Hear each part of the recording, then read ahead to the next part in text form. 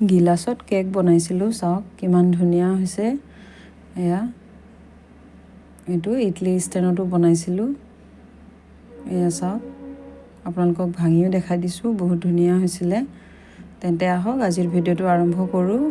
মোৰ নতুন এটি ভিডিঅ'লৈ সকলোকে স্বাগতম জনাইছোঁ।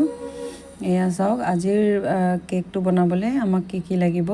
প্ৰথমে একাপ চুজি, এয়া সৰু কাপত, একাপতকৈ অকণমান কম চেনি, আৰু এয়া এইটো চুজিৰ জোখৰ কাপতে একাপ দহি, আৰু এয়া ৰিফাইন তেল। এতিয়া এইকেইটাক মই চচপেন এটাত ধুনীয়াকৈ মিহলাই ল'ম। এয়া মোৰ জেগাটো অকণমান ঠেক, সেইকাৰণে আপোনালোকক মানে কেমেৰাটোত থৈ ভালকৈ দেখুৱাব পৰা নাই। নিশ্চয় হ'লেও ধৰিব পাৰিছে আপোনালোকে। প্ৰথমে মই দহি একাপ দিলোঁ, তাৰপৰা এয়া চেনি, তাৰপৰা এই চেনিৰ কাপতে মই একাপ ৰিফাইন তেল দি দিম। এতিয়া ইয়াত তিনিওটা ধুনীয়াকৈ মিহলাই ল'ম প্ৰথমে। এয়া আপোনালোকৰ যদি এইটো মিলোৱা হেৰিটো নাথাকে, তেনেহ'লে যিকোনো চামুচেৰে বা সৰু হেতাৰেও পাৰিব মিহলাবলৈ। এয়া আৰু আপোনালোকে ইয়াত যদি দহি ব্যৱহাৰ নকৰি, যদি দহি নাথাকে, তেন্তে ডিম দুটাও ভাঙি দি পেলাই বনাব পাৰিব। এয়া হৈ গৈছে, মিলি গ'ল। এতিয়া ইয়াতে মই চুজি একাপ দি দিম। মই চালি দিছোঁ অকণমান, তেতিয়া যদি ওপৰত কিবা লেতেৰা থাকে তেনেহ'লে এইটো তাত কেকত নাযাব বুলি। এয়া চাওক, ওপৰত অকণমান এনেই আছিলে, এইকেইটা পেলাই ল'লোঁ। এয়া গোটেইকেইটাক মই মিহলাই ল'ম প্ৰথমে। এইটো এতিয়া অকণমান পনীয়া যেন লাগিছে, কিন্তু মই এইটো 10-15 মিনিটমানৰ কাৰণে ঢাকি থৈ দিম। তেতিয়া চুজিটো আপোনাৰ ফুলি উঠিবগৈ, তেতিয়া জোখত হ'বগৈ। এয়া হৈ গৈছে। এতিয়া এইটো মই 10-15 মিনিটমানৰ কাৰণে থৈ দিম ঢাকি। এইটো হৈ গ'ল। এতিয়া মই আজি যিহেতু কেক মই বনাম, আপোনাৰ গিলাচত বনাম, সেইকাৰণে এতিয়া এই গিলাচটোত মই অকণমান ৰিফাইন অইল দি ল'ম। অকণমান বেছি হ'ল, দুটাতে মিলাই ল'লোঁ। এতিয়া গোটেইকেইটা দুটা গিলাচতে মই অইলকেইটা মিহলাই ইয়াত শুকান আটা দি দিম অকণমান, যাতে পাছত কেকটো উলিয়াবলৈ সুবিধা হয় বুলি। আটা লগাই ল'লোঁ, হৈ গৈছে। আৰু আপোনালোকে যদি আজিৰ ভিডিঅ'টো চাই ভাল পায়, তেন্তে প্লিজ ভিডিঅ'টো লাইক কৰিব, আৰু চেনেলটো যদি প্ৰথমবাৰ চাই আছে তেন্তে চেনেলটো ছাবস্ক্ৰাইবো কৰি দিব। এনেকৈ নতুন নতুন ৰেচিপি মই আগলৈ আনি থাকিম। এয়া চাওক, এতিয়া ধুনীয়াকৈ ডাঠ হৈ গ'লগৈ। অথনি অকণমান পনীয়া নিচিনা আছিলে। এয়া চাওক, ধুনীয়া হ'লগৈ। এতিয়া মই ইয়াত প্ৰথমে বেকিং পাউডাৰ আৰু বেকিং চ'ডা দিয়া নাছিলোঁ, এতিয়াহে দিম। চাওক, এচামুচ, সৰু চামুচত এচামুচ আপোনাৰ বেকিং পাউডাৰ দিছোঁ, আৰু একেই চামুচেৰে আধা চামুচতকৈ অকণমান কম বেকিং চ'ডা দিছোঁ।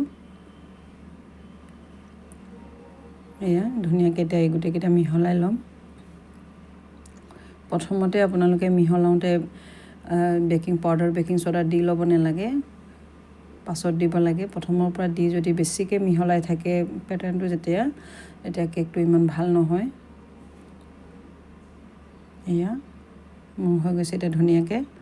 এতিয়া মই এইটোৰ গ্লাছত ঢালি ল'ম।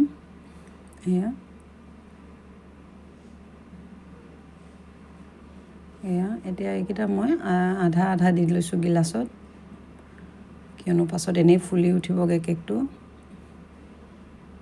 হৈ গৈছে। আপোনালোকে যি নিজৰ ঘৰত যেনেকৈ গিলাচ আছে সেনেকৈ দিয়ে বনাব পাৰিব। মই এতিয়া ডাঙৰ এটা কুকাৰ লৈ লৈছোঁ, তাতে ষ্টেণ্ড এটা পাতি, আপোনালোকে তলত নিমখ দি দিলে ষ্টেণ্ড নিদিলেও হয়।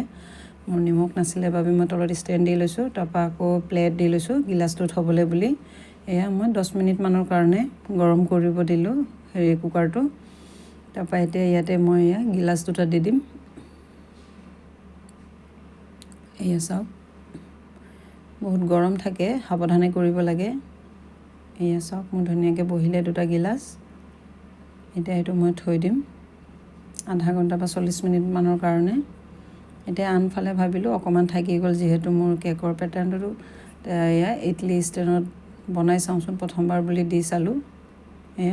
তলত অকণি অকণি ফুটা নিচিনা আছিলে বাবে মই ইয়াতে অকণমানকৈ কাগজ কাটি তাতে ৰিফাইন অইল লগাই সেনেকৈ দি দিলোঁ। এয়া মই কেৰাহীত এইটো পাতিম, ইয়াতো সেই একেই প্লেট এটা দি লৈছোঁ, তাৰে ওপৰত এয়া এই ঢাকনিটো অকণমান ঢিলা নিচিনা আছিলে বাবে আকৌ মই কাঁহী এখন লগাই তাৰ ওপৰত কিবা গধুৰ কুকাৰ এটা দি থৈ দিলোঁ। এয়া চাওক 40 মিনিটমানৰ পাছত চেক কৰি চাইছোঁ। এইটো অকণমান টাইম বেছি লাগিছে 40 মিনিট, কিয়নো মই তলত ষ্টেণ্ডো দিয়া হ'ল, তাৰ ওপৰত প্লেট থোৱাৰ কাৰণে হিটটো ইমান ভালকৈ মানে সোনকালে নপৰিলে। আৰু এইটোতো 5 মিনিট অকণমান কম লাগিলে, কিয়নো মই প্ৰথমে কুকাৰটো বহাইছিলোঁ, তাত 5 মিনিটমান সময় লাগিলে। 5 মিনিটৰ পাছতহে এইটো বহাইছিলোঁ, কিন্তু ইয়াত 35 মিনিটমানত হৈ গৈছে। এয়া চাওক কিমান ধুনীয়াকৈ ওলাই আহিলে।